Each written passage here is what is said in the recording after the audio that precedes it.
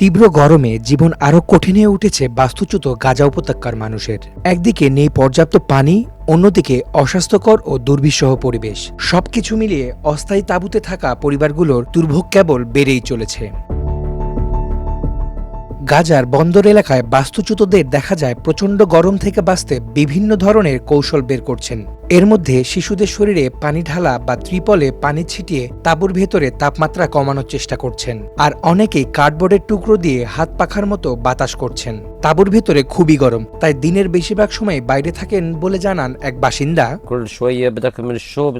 পানির সংকট থাকায় গরমেও নিয়মিত গোসল করা সম্ভব হয় না। আর পানির ট্যাঙ্কার আসে 5 থেকে 7 ঘন্টা পর পর। এই সামান্য পানি সংগ্রহ করতেও একরকম যুদ্ধ করতে হয়। এছাড়া সমুদ্রের পানি নোংরা হওয়ায় সেটাও ব্যবহার করার মতো নয়। অতিষ্ঠ গরমের মধ্যে গত সপ্তাহে একটা স্বস্তির খবর দিলেন মার্কিন প্রেসিডেন্ট ডোনাল্ড ট্রাম্প। সেটা হলো হামাসকে নিরস্ত করার পাশাপাশি ধাপে ধাপে গাজা থেকে প্রত্যাহার করা হবে ইসরায়েলি সেনা। কাউসার আবেদিন, হ্যালো বাংলাদেশ।